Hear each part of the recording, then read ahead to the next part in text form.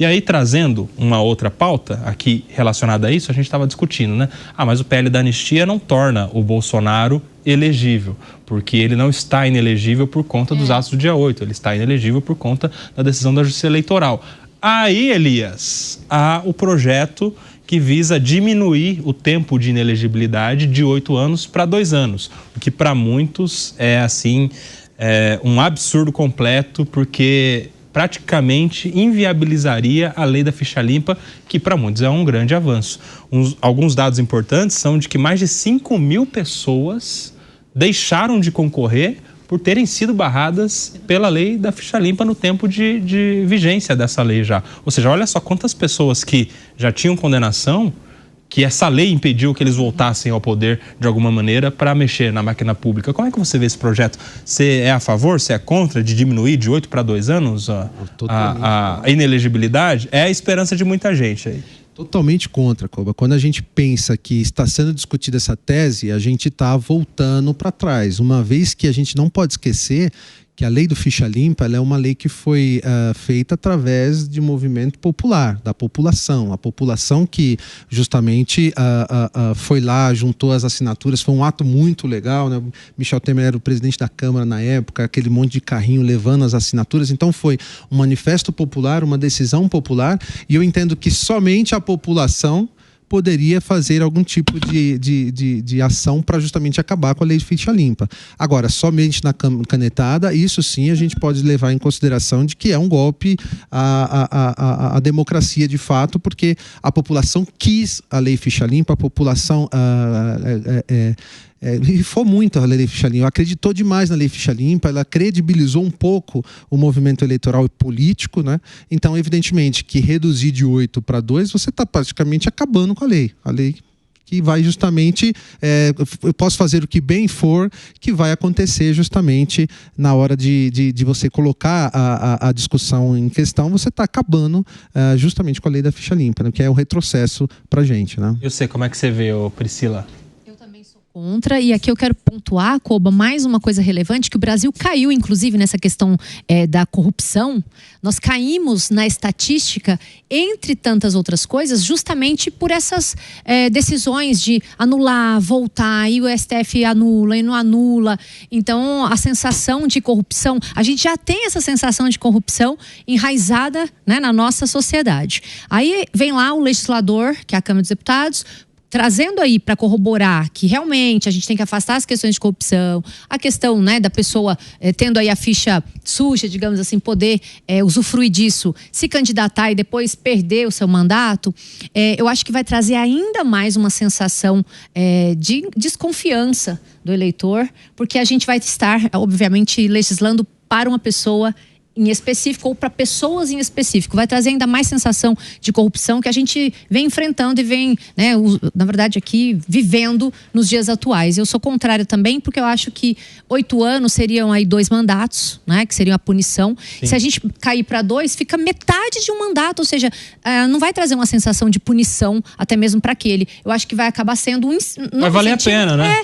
O cara vai lá, pratica uma corrupção, uma improbidade e fala, vale a pena ficar 2 anos fora.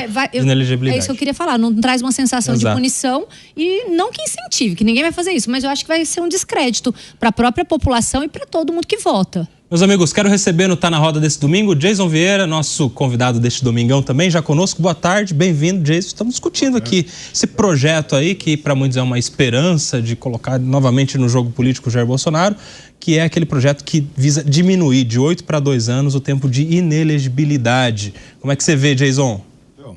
Vou seguir aqui os colegas já comentando que é ridículo, né? Nós chegamos num ponto em que seja necessária a alteração da legislação, uma legislação que foi bem feita. Nós sabemos que os 2 períodos do presidente Temer tivemos avanços institucionais impressionantes no Brasil, dado o período, dado de onde vínhamos. Nós vimos do governo Dilma, nós vimos de uma recessão enorme. Então diversas coisas aconteceram e só não aconteceram mais porque nós sabemos que houve uma interferência externa bastante nítida, vinda de forças, digamos, podemos dizer forças do sistema anterior, que colocaram aquele Joesley Day que atrapalhou e deu uma contração bastante importante nas aprovações que tinha no Congresso. Mas o que temos agora é que eu acho mais importante se discutir, ao invés de se discutir a legitimidade ou não da manutenção do presidente Bolsonaro no pleito, ou a questão da anistia dele, nós tínhamos que estar falando das pessoas que estão presas injustamente. Esse é o maior problema. Pessoas que não estão passando pelo rito jurídico necessário para que seja colocado efetivamente como pessoas que estão, digamos assim, passando não passaram por julgamentos, não passaram por acusações formais. Algumas pessoas receberam penas inferiores a traficantes ou coisa parecida, e nós estamos perdendo tempo com a discussão se deve ou não haver a anistia do presidente. Então, acho que a discussão ela tem que ser um pouco mais profunda, né? Não aqui, que aqui, óbvio, a gente tem que trazer isso na pauta. Estou dizendo, a discussão nacional tem que se trazer a profundidade necessária àqueles que, se fizeram algum vandalismo, que paguem pelo vandalismo no teor da lei do vandalismo. É exatamente o que é necessário. Ninguém está dizendo para dar anistia para essas pessoas. Mas parte dessas pessoas, a se considerar a legislação brasileira, já deveriam estar livres faz muito tempo. E aí, Guilherme Mendes? Discordo, Jason, me desculpe. No vandalismo não tem nada a ver. Aquelas pessoas são criminosas, são bandidos. Não dá para confundir um pichador com alguém que invade a Suprema Corte e diz vamos botar fogo, vamos quebrar tudo isso. Eu não estou falando dessas pessoas, eu tenho que separar outras palavras. Você tem que separar quem é quem, que ali não está sendo separado quem é quem. Mas ali tá tudo não dá, preso porque no... quando você quando você topa participar de um movimento desse, não dá para dizer, não, eu não estava concordando, eu ia até a porta, mas eu não ia entrar. Quer dizer, se você fosse convidado para invadir o Supremo Tribunal Federal, você entraria? Não entraria, mas a questão não é essa. A questão é essa, sim. Não, a questão não é essa. Esse tipo de argumento, eu estava lá, não sabia o que estava acontecendo. Como sem acusação? Sem acusação formal, não há formalidade. Boa parte das prisões ali. Veja só, olha, existem vídeos presas. Existem vídeos, existem áudios, houve acusação formal? Houve julgamento? Não, você não pode atropelar. Houve julgamento, é claro que houve julgamento individualizado. Todos eles ali passaram por julgamento. Todos eles passaram por julgamento, todos eles foram denunciados. E a questão é a seguinte: esse argumento de que são coitadinhos, estão lá falando que são coitadinhos, que não deveriam, que deve ser feito da maneira correta. Não houve uma sentença? Não está sendo o rito jurídico. Não teve uma sentença? Várias das sentenças que foram colocadas ali são piores que foram dadas a traficantes. Não, mas uma coisa não tem nada a ver com a outra. Não, é que você falou, não foram julgados. De golpe. Foram julgados, sim.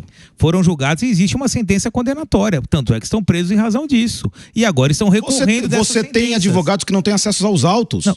Veja lá, uma coisa é você dizer que determinadas prerrogativas dos advogados podem ser que não tenham sido cumpridas. Meu amigo, se não foi cumprida a prerrogativa do advogado, a defesa não foi feita. Mas não é a primeira vez na história que as prerrogativas não são respeitadas. E isso quer dizer que está ok? Não, ninguém está dizendo que está ok. Tanto é que a ordem dos advogados... Você sabe quando as prerrogativas não eram respeitadas? Durante a ditadura. Exatamente. Então, a gente não pode... E a OAB está questionando isso. Agora, sim, mas questionando, mas não está sendo muito bem ouvida, não. Eu vou falar aqui uma questão. Por exemplo, boa parte desses condenados, tanto que tem muita gente que está condenada, tanto que tem muita gente que está ainda sem condenação. Então tem gente para todo lado aí. Os condenados e os não condenados. Fugiram também, tem muitos fugidos, né? A questão na Argentina, no Uruguai, no Paraguai, tem muita gente que fugiu. A questão é a seguinte. São patriotas, mas na hora que aperta vão pro vizinho. A questão é a seguinte, Guilherme Mendes.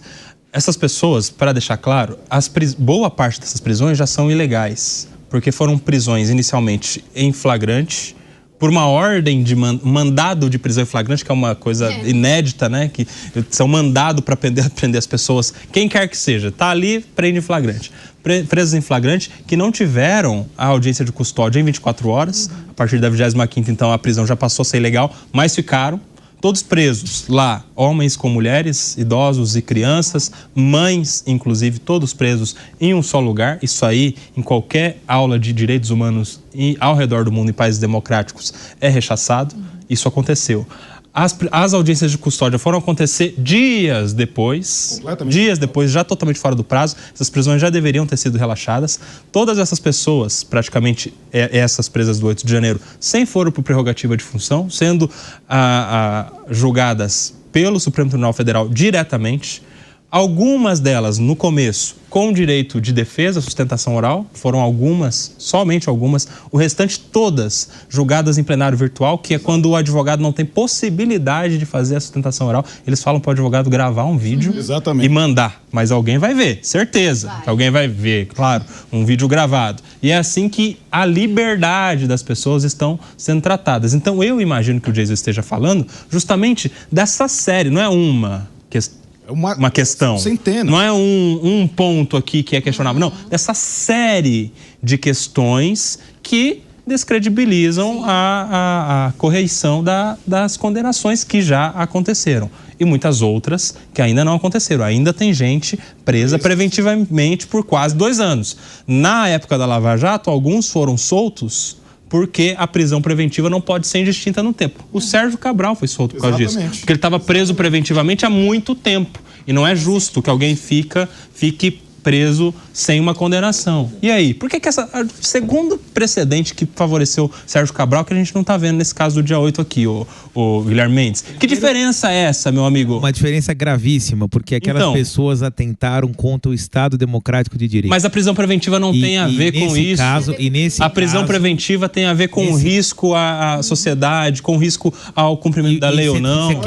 Você, pelo seu viés político, você entender que certas prerrogativas de direito podem ser rechaçadas, então beleza, se um dia virar um governo com outra prerrogativa de direito, de outro viés político, e fizer alguma coisa parecida, vai ter gente chorando para tudo quanto é lado. Ou seja, ou a equalidade, independente do viés político ou não.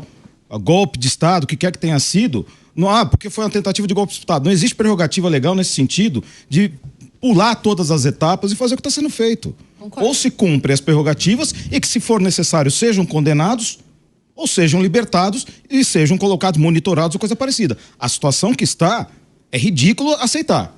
Mas porque já aconteceu no Brasil. Mas já aconteceu assalto, nem por isso eu concordo com o assalto. Já aconteceu tráfico. Nós tivemos agora recentemente a justiça liberando um traficante que estava armado porque a arma era considerada um instrumento de trabalho dele. Se nós chegamos nesse ponto no país, me desculpa, não tenho mais nada a discutir em relação à questão jurídica. Chegamos no fim. Fala, Gui. Não, mas eu queria entender, Jason, o que você acha da proposta de transação penal das pessoas que estão presas irem para casa, pagarem uma multa, ficarem 2 anos sem usar redes sociais e fazerem um cursinho de democracia. Isso foi oferecido pelo Supremo Tribunal Federal a grande parte desses condenados que estão lá há 20, 30, 40 anos. Você sabe que mais da metade não aceitou. Por quê? Aí eu pergunto, por que eles não aceitaram? Muito provavelmente por conta de um advogado que indicou. Isso tudo tá ilegal. Não. Sabe por quê? Porque, na verdade, eles são radicais. Eles não estão preocupados com isso. Isso tudo foi oferecido e mais da metade não aceitou. Então, é verdade, é óbvio que é muito ruim ver uma pessoa presa, uma senhora presa, ou uma pessoa que se diz ali utilizada como massa de manobra, porque, na verdade, são massa de manobra mesmo, não é? Os verdadeiros mandantes e quem organizou não estava lá. Quem foi aquele perdido que estava lá, entrou no ônibus, ganhou um lanche, foi passear em Brasília e fizeram aquela presepada toda. Mas mesmo assim, eles podiam sair, mas eles não querem.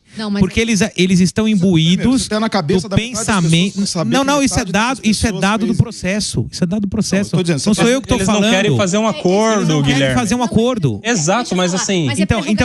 Então, entre ficar preso lá, como eles estão, e fazer um acordo, eles preferem não fazer um acordo. Deixa eu te falar uma coisa, Guilherme. Estão satisfeitos que você era aí. Muito provavelmente está sendo levado, isso um advogado está dizendo, e se o cara está dizendo que ele não vai aceitar, porque as prerrogativas estão corretas. Deixa eu só falar aqui uma coisa. Um de cada vez. Fala lá, Priscila. Falar? O Gui, só assim, questionando a sua fala. O acordo de não persecução penal é um direito que ele tem oferecido pelo Ministério Público. Ele não é obrigado a aceitar, até porque, às vezes, ele entende que ele não fez aquilo. E ele precisa, a gente precisa falar para a audiência que o acordo de não persecução penal, ele precisa confessar formal e circunstancialmente o que foi feito. Então, tem gente, a gente não pode aqui generalizar, né? A gente precisa... primeiro, processo. Mas o jeito que você colocou, deu a entender assim, que ele foi feito algo que poderia... né, soltá-los. Eles não foram soltos porque eles não quiseram. Não. Aqui eu vou discordar. Porque o acordo de não persecução penal, a pessoa precisa confessar. E tem gente que entende que não fez aquilo que está sendo imputado. Sem contar outras coisas. Eles não aceitaram porque a gente tem prestação... Várias são as condições. Tem gente que não tem o dinheiro. Eles não simplesmente não aceitaram porque, eu não vou aceitar porque eu quero ficar preso. Eu não penso que não foi isso. Eu acho que ou porque não tinham dinheiro, ou porque não quiseram confessar. Ou porque acreditam na sua inocência, gente. Ou acredita na inocência. Tem essa... A gente não pode generalizar dizendo que ele foi dado para eles oportunidade. É um direito subjetivo deles, eles aceitam se eles quiserem. E eu tô falando isso porque é muito comum pessoas não aceitarem, porque tem que confessar e também às vezes porque não tem o dinheiro, não acha justo lá. Porque o acordo de não persecução penal também ele pode ter uma pena restritiva de direitos antecipada. Então ele vai falar, por que eu vou fazer o pagamento de uma pena? Eu quero ir pro processo. Agora, eu vou concordar com o Jason no seguinte sentido, tá? O fato dele querer ir ao processo não macula eventuais decisões ilegais de mantença de uma prisão. Exatamente. A prisão aqui, e sendo bem centrada, tá? A prisão pro João e pro José é igual. A gente não pode, né, entender que, mas lá atrás foi feito pro João. Tá errado. Se foi feito pro João, que se regularize, e não pode ser feito pro José, porque nós estamos dentro de um Estado democrático de direito e o Estado já detém a força. Para isso que é o advogado. E muitas vezes nem é o advogado fala sim pro cliente e o cliente tem a prerrogativa de aceitar ou não, sabendo disso. E lembrando que a maioria das pessoas que estão lá nem tem advogado constituído, porque nem dinheiro tem. A gente tinha pessoas que estavam vendendo coisas lá e eu digo, não tem advogado constituído. Eles têm grandes defensores públicos federais, até conheço alguns que estão atuando no caso, brilhantes, e que esses defensores colocam nas redes sociais, como o Jason colocou, ter aí a sua prerrogativa rechaçada de se dirigir ao nosso Supremo Tribunal Federal, não ter acesso a algumas decisões. Inclusive, quando vai lá, você tem que dar o número da página, a página sai timbrado o nome do advogado. Isso, né, é contra tudo aquilo que a gente busca dentro de um Estado democrático de direito, e aqui não é para o João, não é para o José, é para todos. Coba, só para esclarecer, principalmente aqui o ponto da NPP, que às vezes não é porque ele quis ficar preso para ocasionar uma ilegalidade na prisão, quando muitas das vezes a prisão já é ilegal desde o primeiro momento, como você colocou há pouco aí. Alguém quer complementar essa informação? Sua opinião, Elias, e aí? Eu colocaria, só que é uma prisão muito mais política, né, do que qualquer outra coisa, porque a partir do momento quando você tem também o presidente da República que todo 8 de janeiro quer fazer um ato para poder falar sobre esse feito, quando ele vai capitalizar politicamente, então é uma prisão. Mas você acha política. Que não tem que ter a cada 8 de janeiro um ato? Não. Para relembrar? Não? Se a gente está discutindo que foi um fato de fato que não merece ser justamente lembrado, que foi uma ação de extremo, de pessoas que não representam a maioria da população brasileira, eu acho errado você fazer disso um palco político todo ano, você chamar todo mundo e falar, olha o que aconteceu, etc. Né? Não trazendo a questão da gravidade. Foi um atentado à democracia, evidentemente, mas de um grupo muito extremo, que não reflete a maioria da população, tanto que, assim, passaram vergonha, né? Se a gente for parar para pensar, passaram vergonha e não teve, de fato, uma ação ali que pudesse dizer assim, olha, correu-se o risco. Eu, pelo menos, na minha visão, eu não entendo que houve um risco à democracia, a não ser baderneiro, enfim, né? E aí, evidentemente... Um grupo não armado querendo criar uma revolução.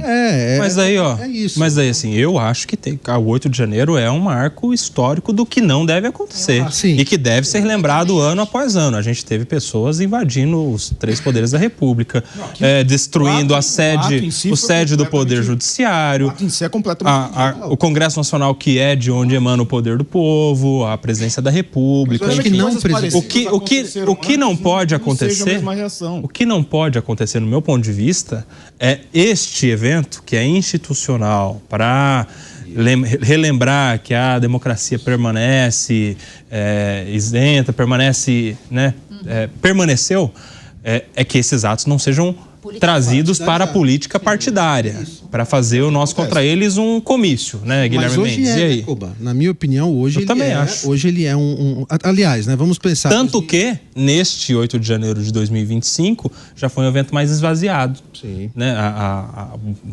Boa parte das autoridades nem foram, porque se fossem, iriam estar ali diante, não de um ato pela democracia, mas diante de um ato político partidário, comício. Diversas pesquisas já demonstraram que a atenção da população em relação a isso é baixíssima.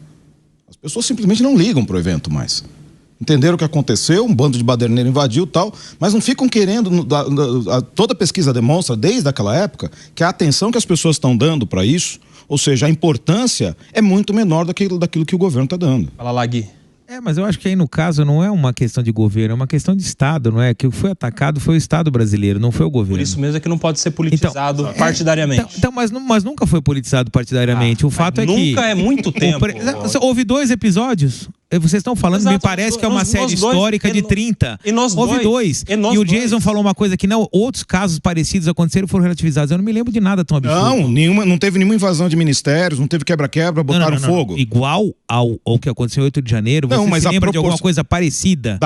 Eu nunca vi isso na história da humanidade, vi nos Estados Unidos. Eventos mais violentos, atacando instituições públicas, já aconteceram. Instituições públicas sim, mas atacar o centro do poder de um país, eu nunca tinha visto praticamente isso. Tentativas de invasão do Congresso. Aí eles não conseguiram invadir o Congresso, foram para ministérios. A gente sabe muito bem que dentro daquela mobilização pública, a alocação estava totalmente desprotegida. Me parece que não é nada que se compare a isso. Nada que se compare a isso. Você tem um ataque sistematizado contra os 3 poderes na capital do Brasil. Sistematizado? Não foi sistematizado? As pessoas foram para lá com 2...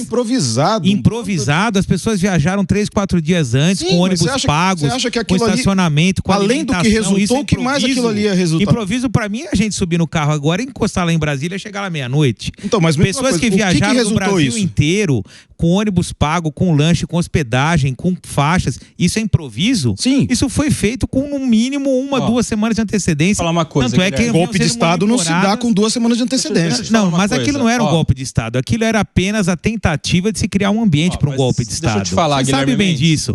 Ninguém vai dar golpe de Estado sem Forças Armadas. Graças ao bom Deus, as Forças Armadas brasileiras não entraram nessa aventura. Né? O MST... E já entraram em outras oportunidades. Guilherme, isso aqui é importante se dizer, não é? 1964. Exato, então. Saíram e nunca mais querem... Eu vou cortar o microfone dos dois. Vem na 13 aqui comigo. Eu tô tentando falar. Quando eu falar, vocês parem, por favor. Aqui é democrático igual a Venezuela.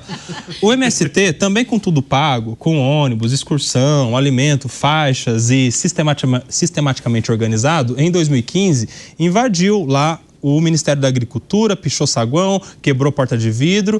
Tudo isso me parece ser parecido com o que aconteceu em menor proporção. Você não acha, Guilherme Mendes? Em muito menor proporção. Mas aí tem, se a gente for comparar, é o limite da proporção para você falar a partir a intenção, desta medida? É a intenção. É a intenção. Em 2016, um rapaz aqui tentou invadir a prefeitura de São Paulo, quebrou a porta e tal. E ele estava questionando o aumento de 20 centavos na passagem de ônibus. Isso não é considerado um ato atentatório contra a democracia. Ele é, sim, um vândalo. Quebrou a porta da prefeitura, atirou lá uma coisa. Então, óbvio, esses ataques contra os prédios públicos, contra as instituições, esses sim, de fato, são comuns. Mas a pergunta qual é? Qual é a intenção? A intenção é protestar no Ministério da Agricultura, pedir reforma agrária, derrubar um ministro? Ok, isso tudo acontece e já aconteceu inúmeras vezes e acontece no mundo inteiro afora. Agora, algo como a gente viu nos Estados Unidos, que o Brasil copiou mal feito, não é? E agora está tentando copiar a anistia também. Quando você tem por objetivo derrubar aquele poder, não é que você está falando contra uma pessoa, contra uma medida, não, você quer derrubar aquele poder. Isso sim é de uma gravidade que não tem precedente. Aliás, não tem precedente na história da humanidade. Então nós temos precedentes de grandes revoluções, tá, não é? Perfeito. O MST, nessas ações violentas, quando eles estão lá quebrando o Ministério da Agricultura e gritando, fora Temer, por exemplo, fora... Aí, por exemplo, alguém que está ali legitimamente usando da sua função, né? No caso, Michel Temer, depois de um impeachment da ex-presidente Dilma Rousseff, eleito que foi vice-presidente da República. Aí não está tentando derrubar um poder? Você fala fora que a maneira como essas pessoas foram... A maioria não foi nem sequer julgada no teor da lei, muito menos com a potência que está sendo jogada agora. E aí? Ou seja, um ataque a instituições públicas, ela quer a proporção 1 pode... 300, 400, já é mais ou menos, 1.000, não sei o que, e 5.000 já é ruim. Lex dura lex. A questão tá principalmente na intenção. Lex dura lex. A questão tá É o dolo. É o dolo, é isso? É o dolo. Eu creio que tanto é que no caso da tentativa Ministério da Agricultura? Teve dolo, claro que teve dolo. Qual era o dolo?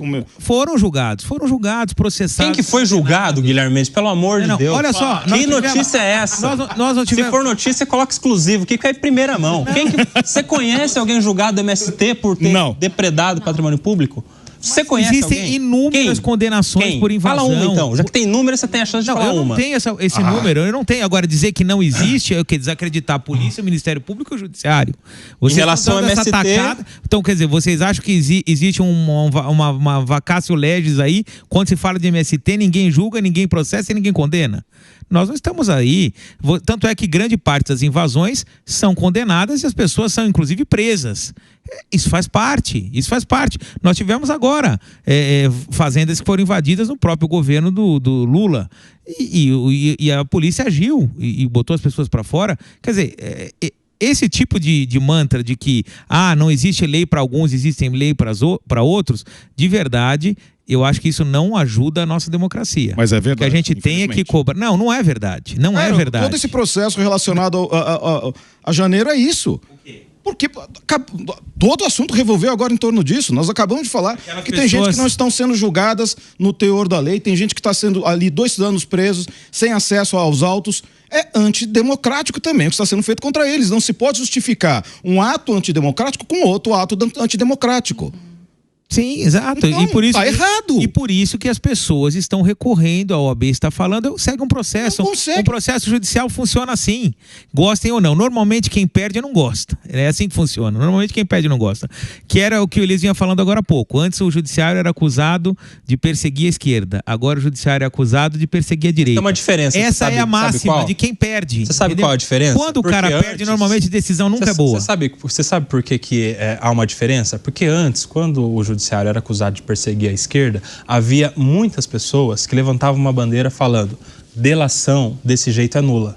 Porque se a pessoa faz delação só para estar solta, ela foi coagida. Foi isso que aconteceu na Operação Lava Jato. As pessoas faziam delação, eram soltas. Ou seja, então não foi um voluntário, não foi espontâneo, eu estou trocando a minha liberdade. Então isso virou um modus operandi do senhor Sérgio Moro, do Deltan Dallagnol, prende, mesmo que não tenha requisitos da prisão preventiva. Por quê? Porque daí ele vai dar uma refletiva se não vale a pena delatar. Aí ele pensa e delata. Porque daí ele vai... Mais do que isso, começa a investigar a família do cara. Porque daí ele vai dar uma pensada melhor ainda se não vale a pena delatar. E as pessoas delataram. Essas delações, no final das contas, o que viraram? Nulidade. Nulidade. E por quê? Porque boa parte da sociedade, na ocasião, se levantou falando: isso é ilegal. Mas... incoerentemente, boa parte dessas pessoas hoje não fazem a mesma crítica em relação à delação, que, de um ponto de vista muito legal, do Mauro Cid.